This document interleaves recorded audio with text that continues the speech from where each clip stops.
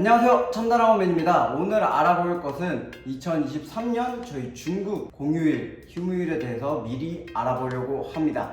이에 대한 대처 방안까지 준비했으니 끝까지 시청해주시면 감사하겠습니다. 중국 구매대행 사업을 하다 보면 다양한 중국의 공휴일을 저희가 맞이합니다. 크게는 총 5가지의 공휴일이 있습니다. 춘절, 노동절, 단오절, 중추절, 국경절까지 총 5개의 휴무가 있는데요. 일단은 이 5개의 휴일이 가장 큰 휴일이라고 생각해 주시면 될 것 같아요. 1월 21일부터 1월 27일까지 춘절이 있고요. 4월 29일부터 5월 3일까지 노동절이 5일간 있고요. 6월 22일부터 6월 24일까지 단오절 3일 동안 있고요.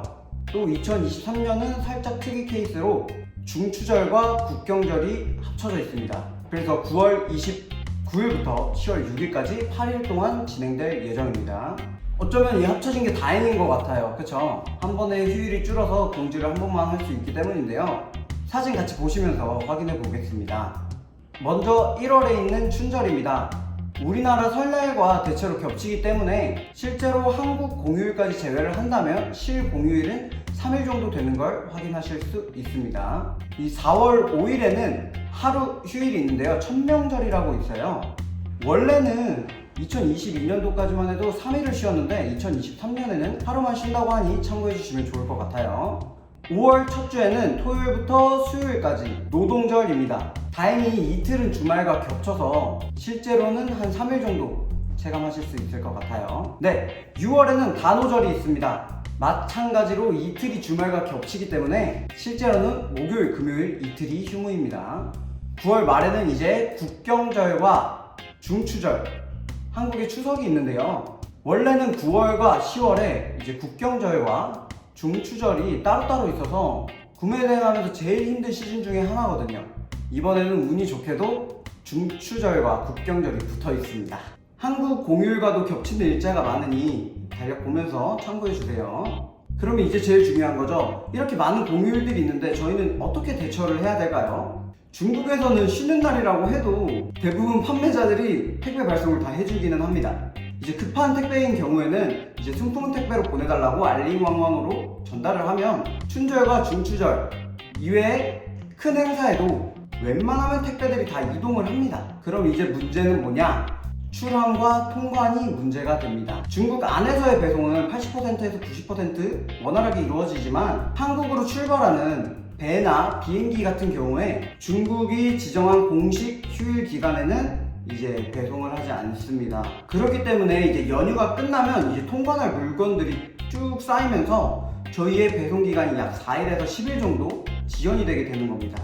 그나마 다행인 것은 통관 중이라면 조회가 되기 때문에 고객들에게 통관 내역을 공유를 할 수 있어서 어느 정도 응대가 가능하다는 점입니다.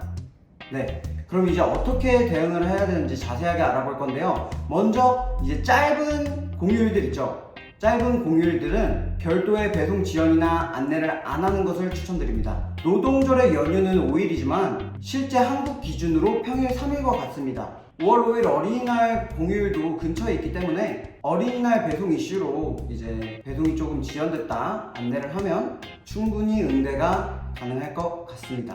이제 단오절도 마찬가지입니다. 사실상 목, 금 이틀 정도의 유예이기 때문에 큰 문제는 없을 것 같습니다. 이렇게 짧은 공휴일들은 굳이 고객님들께 고지를 하지 않더라도 배송이 크게 지연되지 않기 때문에 굳이 배송이 미리 늦는다고 하실 필요는 없는 것 같습니다. 그럼 이제 긴 공휴일들은 어떻게 해야 될까요? 네이버 같은 경우 판매자 공지사항, 쿠팡 같은 경우는 판매자 휴무 달력을 설정할 수 있습니다. 당연히 미리 설정을 해두시는 게 정말 좋습니다. 대부분 고객들은 아직도 해외 배송이라고 하면 다소 늦게 도착한다고 알고 있기 때문에 대부분은 잘 기다려 주십니다. 하지만 공휴일은 결국 우리뿐만 아니라 모든 구매대행 업자들한테 통일되는 것이기 때문에 고객들을 잘 설득하는 것이 중요합니다. 여기서 꿀팁을 하나 드리면요. 이제 고객님께 설명을 드릴 때 우리뿐만 아니라 다른 업체들도 모두 공휴일이 포함되어 있어서 다른 데 주문하셔도 배송은 지연될 것이다. 이미 저희한테 구매를 하셨으니 조금만 기다려주시면 저희가 최대한 빨리 발송을 해드리겠다. 배송이 지연된 점 정말 죄송합니다. 이렇게 잘 설득을 하고 고객님과 소통을 꾸준히 이어나가신다면 대부분 고객님들은 수긍하면서 기다려 주십니다. 그러면 이제 고객님들이 빨리 받아보실 수 있게 도와드려야 하죠. 그러면 항공으로 보내주시면 됩니다.